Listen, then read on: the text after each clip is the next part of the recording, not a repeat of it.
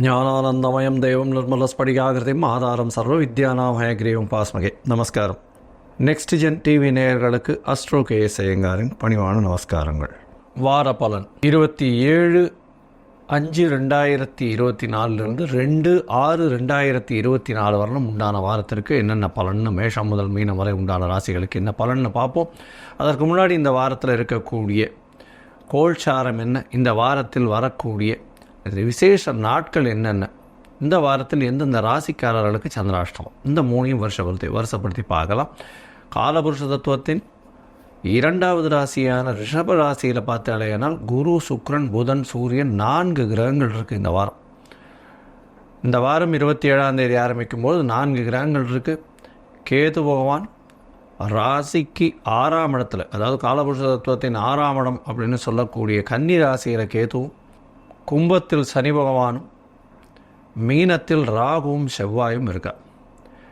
இந்த வாரத்தில் சந்திர பகவான் பூராட நட்சத்திரம், அதாவது தனுசு ராசி பூராட நட்சத்திரத்திலிருந்து ரேவதி நட்சத்திரம் மீன ராசி வரலும் போகிறார். இதன் மூலியமாக அதிவேகமாக செல்லக்கூடிய கிரகம் அப்படின்றவர் தனுசு, மகரம், கும்பம், மீனம் இந்த 4 ராசியிலையும் போகிறார் இந்த வாரம்.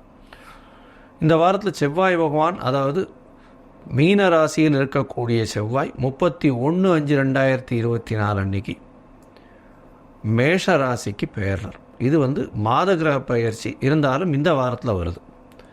மேஷத்தில் போய் ஆட்சி பெற்ற ஆண் செவ்வாயாக இருக்க போகிறார். பெரிய ஏற்றத்தை எல்லாம் கொடுக்க போகிறார். பெரிய மாற்றங்களை எல்லாத்தையுமே கொடுக்க போகிறார்.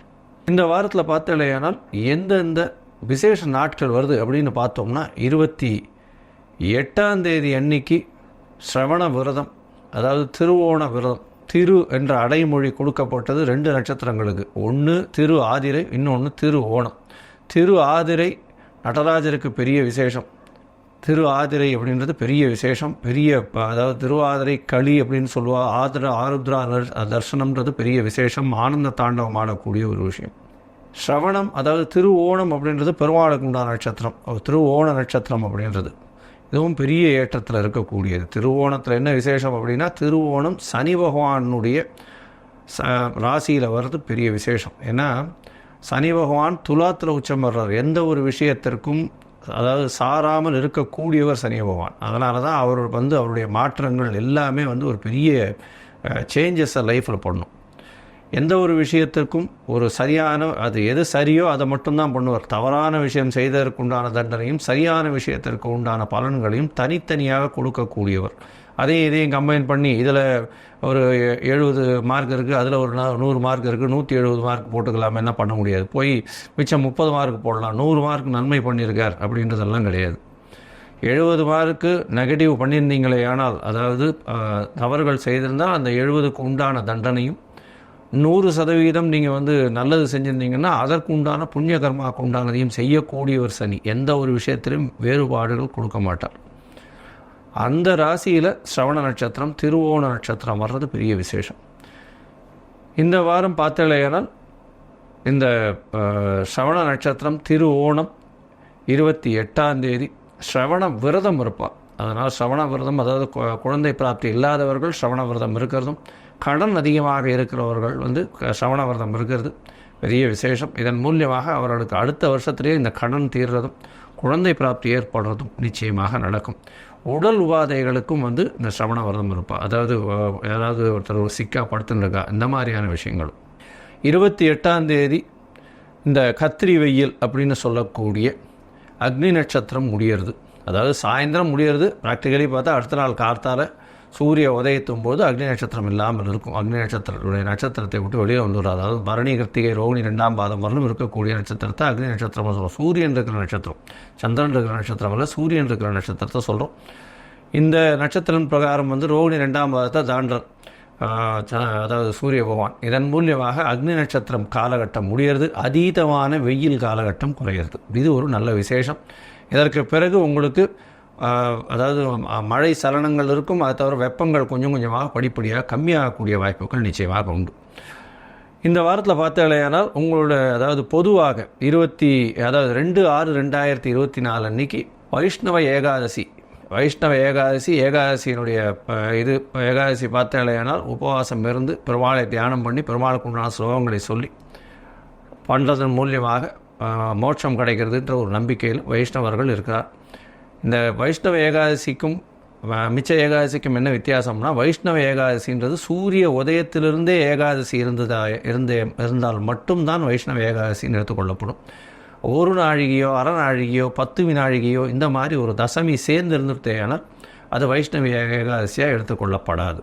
அதனால் வைஷ்ணவ ஏகாதசின்னும் போது சூரிய உதயத்தின் பொழுது ஏகாதசி இருக்கணும். அதுதான் வைஷ்ணவ ஏகாதசியினுடைய தாத்பரியம். இதன் மூலியமாக பார்த்தோம்னா வைஷ்ணவ ஏகாதசியில் வைஷ்ணவர்கள் உபவாசம் இருந்து அன்றைக்கி நாளும் பெருமாளுக்கு இதுவாக இருந்து அடுத்த நாள் துவாதசி மட்டும்தான் பாரணை பண்ணுவாள். அதாவது துவாதசி அன்றைக்கி தான் சாப்பிடுவாள். அந்த வயசானவா இவெல்லாம் சொஜ்ஜி பண்ணுறது சொஜ்ஜி பண்ணி சாப்பிட்றது வழக்கமாக இருக்கும். சரி, இந்த வாரம் எந்தெந்த ராசிக்காரர்களுக்கு சந்திராஷ்டமம் அப்படின்னு பார்த்தோம்னா, ரிஷபம், மிதுனம், கடகம், சிம்மம் இந்த 4 ராசிக்காரர்களுக்கு சந்திராஷ்டமம்னா உங்களுடைய ராசிக்கு 8ஆம் இடத்துல சந்திர பகவான் போகிறத சந்திராஷ்டமம்னு சொல்கிறோம். மதிக்காரகன் மறைந்திருக்கக்கூடிய காலகட்டத்தில் தவறான முடிவுகள் எடுக்கக்கூடும். இதனால் சந்திராஷ்டமத்தன்னைக்கு புதிய முயற்சி வேண்டாம், வெளியூர் வெளிமாநில பிரயாணம் வேண்டாம்னு சொல்கிறோம். ஒருவேளை பண்ண வேண்டிய கட்டாயத்தில் இருந்தால் சந்திரனுக்கு உண்டான எளிய பரிகாரம் அப்படின்னு சொல்லக்கூடிய அருகில் இருக்கக்கூடிய கோவிலில் உங்களால் முடிஞ்ச அளவுக்கு பசும்பால் வாங்கி கொடுங்க. பசும்பால் வாங்கி கொடுக்கறதன் மூலியமாக சந்திராஷ்டமத்தின் தாக்கம் நிச்சயமாக குறையும். சரி, இப்போ ஒரு ராசியாக மேஷம் முதல் மீனம் வரை இந்த 27/5/2024 2/6/2024 வரை உண்டான பலன்களை பார்க்கலாம். அதுக்கு முன்னாடி என்னுடைய மொபைல் நம்பர் ஸ்காலில் வந்துட்டுருக்கோம், கீழே வந்துட்டுருக்கோம். உங்களுக்கு அஸ்ட்ராலஜிக்கல் கன்சல்ட் தேவைப்பட்டதுன்னா என்னுடைய மொபைலுக்கு ஃபோன் பண்ணுங்க. உங்களுடைய date, time, place of birth அனுப்பிச்சாங்கன்னா அதில் சந்தி இருக்கான்றதை பார்த்து நட்சத்திர சந்தி, பாத சந்தி, லக்ன சந்தி இது எல்லாத்தையும் பார்த்துட்டு உங்களுக்கு உண்டான எளிய பரிகாரம்னா இன்றைய கோச்சார நிலைமை பிரகாரம் எப்படி இருக்குது, உங்களுடைய தசாபுக்தி அந்தரம் சூக்ஷ்மம்லாம் எப்படி இருக்குன்றதை பார்த்துட்டு உங்களுக்கு உண்டான பலன்களை சொல்கிறேன். அதுக்கு உண்டான கட்டணம் என்னன்றதையும் சொல்கிறேன். அந்த கட்டணத்தை செலுத்தினதுக்கப்புறம் உங்களுக்கு அப்பாயின்மெண்ட் தரேன். இப்பொழுது மேஷம் முதல் மீனம் வரை 27/5/2024 2/6/2024 வரை உண்டான பலன்கள் பார்க்கலாம். ரிஷபம், கிருத்திகை, ரோகிணி, மிருகசீரிஷம் இந்த 3 நட்சத்திரம் 9 பாதங்களை கொண்ட ராசி. ராசியின் அதிபதி அப்படின்னு சொல்லக்கூடிய சுக்கிர பகவான் ஆட்சி பெற்று இருக்கிறது பெரிய விசேஷம். இந்த வாரம் பார்த்தாலேயானால் உங்களுடைய ராசியில் 4 கிரகங்கள், சூரியன், புதன், சுக்கிரன் மற்றும் குரு 4 கிரகங்கள் இருக்கிறது பெரிய விசேஷம். 11ஆம் அதிபதியும் ராசியில் இருக்கிறது பெரிய ஏற்றத்தை கொடுக்க போகிறது. திடீர் பணவரவு வரக்கூடிய வாய்ப்புகள் நிச்சயமாக உண்டு. குரு பகவான் உங்களுடைய ராசியிலே இருக்கார். உடல் உழைப்பு அதிகமாகும், ஸ்ட்ரெஸ்ஸு கொஞ்சம் அதிகமாக இருக்கும். இருந்தாலும் மற்ற கிரகங்கள்லாம் சேர்ந்து இருக்கிறதுனால, ராசி அதிபதியும் சேர்ந்து இருக்கிறதுனால சந்தோஷமான நிலைமையில் இருக்கக்கூடிய காலகட்டமாக இருக்குது. உங்களுடைய ராசிக்கு பார்த்தோன்னா தனஸ்தானாதிபதினு சொல்லக்கூடிய புத பகவானும் தனக்காரகனோடு சேர்ந்து இருக்கிறது பணத்திற்கு பஞ்சமில்லாத ஒரு நிலைமை இருக்கும். குடும்பத்தில் நல்ல ஒரு சந்தோஷம் இருக்கக்கூடிய காலகட்டமாக அமைகிறது. உங்களுடைய ராசிக்கு 5ஆம் இடத்தில் கேது பகவான் இருக்கார். அதனால் குழந்தை பிராப்திக்கு பார்த்து கொண்டிருப்பவர்களுக்கு சிறு சிறு பிரச்சனைகளோடு குழந்தை பிராப்தி ஏற்படக்கூடிய வாய்ப்புகள் உண்டு. பிரச்சனைகளோடு அப்படின்னா அதாவது குழந்தை நல்லபடியாக பிறக்கும், அதை பற்றி கவலைப்படாதீங்க. பிரச்சனைகளோடுனா அந்த மாதிரி நினச்சிக்காதீங்க. கொஞ்சம் என்ன சொல்கிறது, அபார்ஷன் ஆகிறதுக்கு வாய்ப்புகள், கரு இருக்கிறது நல்லபடியாக இருக்கா அப்படின்றதெல்லாம் பீரியாடிக்கலாக டாக்டர் செக் பண்ணுறது ரொம்ப நல்லது. ஏன்னா குரு பகவான் கேத்துவை பார்த்தாலும் 5ஆம் இடத்தில் கேத்து பகவான் இருக்கிறதுனால சிறு சிறு தொல்லைகளை கொடுப்பார். கேத்துக்குண்டான பரிகாரம் கொஞ்சம் பண்ணிகிட்டே வாங்கும், நல்ல ஒரு ஏற்றம் கிடைக்கும். உங்களுடைய ராசிக்கு பார்த்தாலேயானால் 5ஆம் அதிபதியும் ராசியில் இருக்கிறது பெரிய விசேஷம். 5ஆம் அதிபதினு சொல்லக்கூடியவர் புத பகவானே. புத பகவானும் ராசியிலே இருக்கார். சுக்கிரனோட அதீத சுபத்துவம் பெறார். குரு பகவானோட புத்திர காரகனோடு சேர்ந்து இருக்கார். அதனால் குழந்தை பிராப்தி உண்டாகக்கூடிய வாய்ப்பு உண்டு. ரொம்ப நாளாக குழந்தை இல்லாதவர்களுக்கு குழந்தை பிராப்தி இருக்கும். பட் மெடிக்கல் இன்டர்வென்ஷன் இருக்க வேண்டிய காலகட்டமாக அமையும். இந்த வாரத்தில் உங்களுடைய ராசிக்கு பார்த்தாலேயானால் 12ஆம் இடத்துல செவ்வாய் பகவான் 31/5/2024 அன்றைக்கி வரார். 12ஆம் இடம் 12ஆம் அதிபதியால் ஆட்சி பெற்று வலுப்பெற்று போயிருக்கக்கூடிய காலகட்டமாக அமையிறது. அதனால் ஷார்ட் ட்ரிப் வெளிநாடு போயிட்டு வரக்கூடிய வாய்ப்புகள் நிச்சயமாக கிடைக்கும். உங்களுடைய ராசிக்கு 11ஆம் இடத்தில் இருக்கக்கூடிய ராகு பகவான் வெளிநாடு சம்பந்தமாக முதலீடுகள் வரக்கூடிய வாய்ப்புகளை கொடுப்பார். 10ஆம் இடத்தில் இருக்கக்கூடிய சனி பகவான் நல்ல ஒரு ஏற்றத்தை கொடுப்பார். இருந்தாலும் உங்களுக்கு கீழே வேலை செய்கிற மூலியமாக சிறு சிறு தொல்லைகள் வரக்கூடிய வாய்ப்பு நிச்சயமாக உண்டு.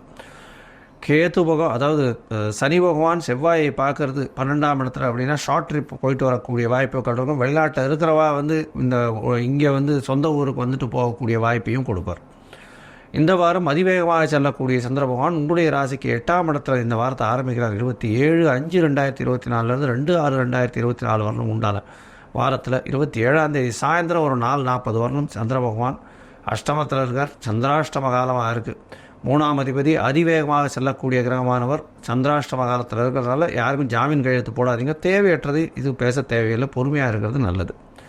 உங்களுடைய ராசிக்கு 9ஆம் இடத்துக்கு சந்திர பகவான் வரார். அதாவது 27ஆம் தேதி மாலை 4:45 மணியிலிருந்து 29ஆம் தேதி ராத்திரி ஒரு 8:30 வரலும் அங்கே இருக்கார். இந்த காலகட்டத்தில் குருவின் பார்வை இருக்க 3ஆம் அதிபதியை குரு பார்க்குறார். ராசியிலிருந்தே நல்ல ஒரு ஏற்றம் கிடைக்கும். தந்தையின் உள்ள நல்ல ஏற்றம் இருக்கும். தந்தையின் மூலியமாக நல்ல ஒரு செல்வாக்கு கிடைக்கக்கூடிய காலகட்டமாக அமையப்போகிறது. இளைய சகோதரிகள் மூலியமாக நல்ல ஒரு பேரும் புகழும் அடையக்கூடிய வாய்ப்புகள் நிச்சயமாக உண்டு. உங்களுடைய ராசிக்கு பார்த்தீங்கன்னா 10ஆம் இடத்துல சந்திர பகவான் போகிறார்.